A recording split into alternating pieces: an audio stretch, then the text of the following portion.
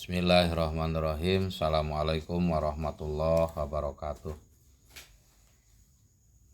Puji dan syukur kita panjatkan kehadirat Allah Subhanahu wa taala. Shalawat beserta salam semoga terlimpah curah pada junjungan kita Habibana wa Nabiyana Muhammad sallallahu alaihi wasallam.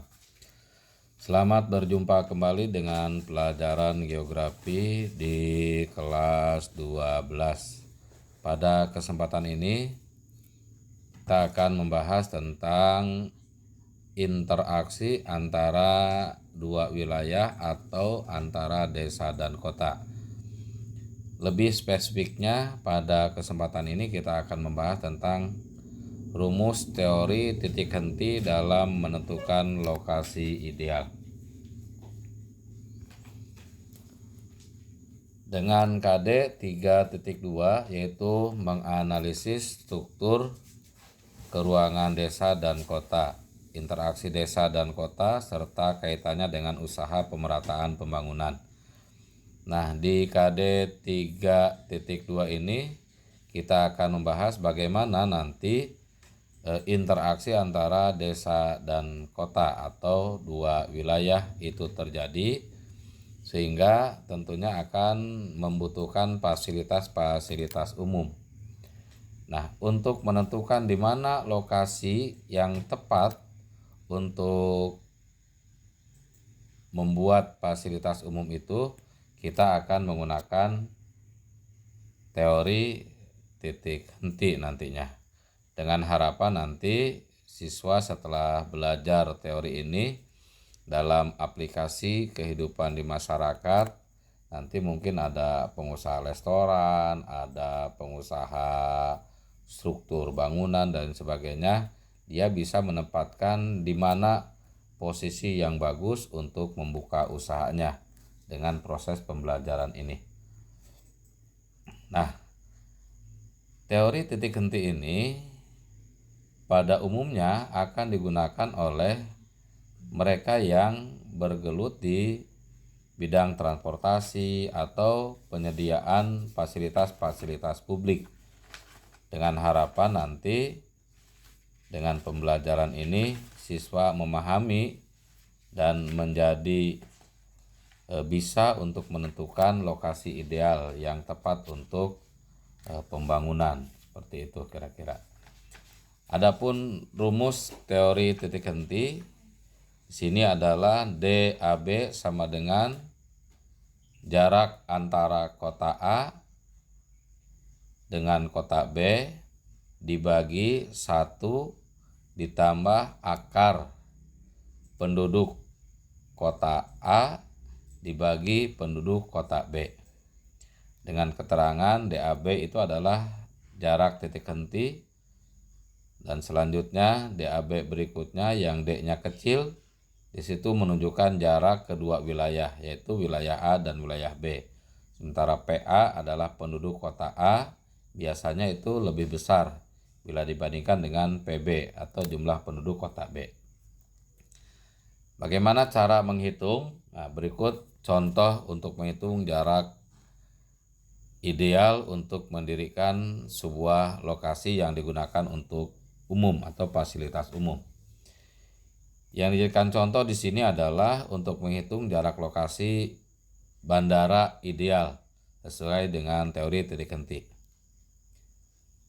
Kota A berpenduduk 60.000 jiwa, sementara kota B berpenduduk 15.000 jiwa. Jarak antara kota A ke kota B adalah 60 km.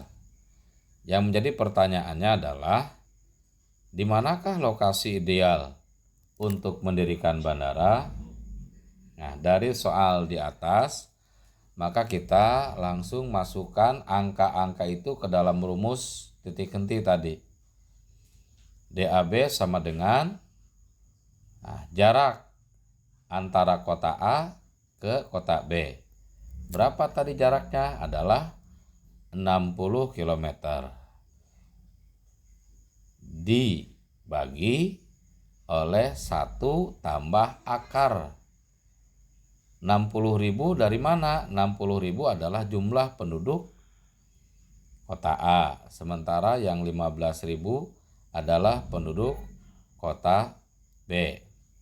Nah, setelah dimunculkan angka-angka tadi sesuai dengan soal, maka langkah pertama kita harus membagi dulu jumlah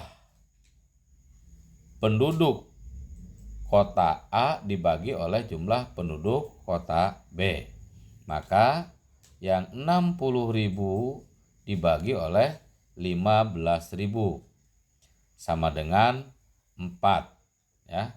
Maka akhirnya DAB sama dengan 60 per 1 tambah akar 4. Nah, setelah sampai di langkah ini, maka kita jangan terus menambahkan 1 tambah 4. Tapi kita cari dulu berapa sih akar 4 itu. Nah, maka didapatkan akar 4 itu adalah 2.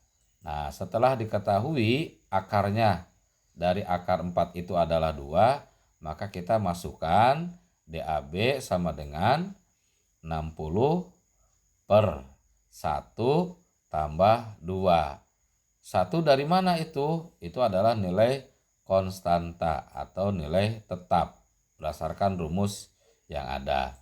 Selanjutnya, setelah sampai di 1 tambah 2, maka kita menghasilkan angka 60 per 3. Jadi 3 ini hasil penambahan nilai konstanta dan akar dari 4.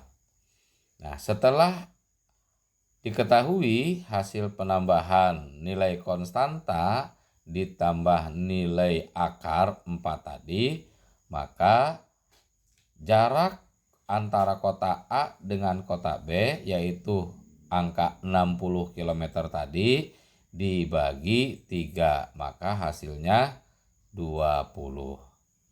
Nah, dari hasil perhitungan ini maka lokasi ideal untuk pembangunan bandara berdasarkan soal yang ada adalah pada 20 km, yaitu dari kota B. Kenapa dari kota B? Yaitu wilayah dengan jumlah penduduk yang lebih sedikit. Oke, barangkali itu yang bisa saya sampaikan.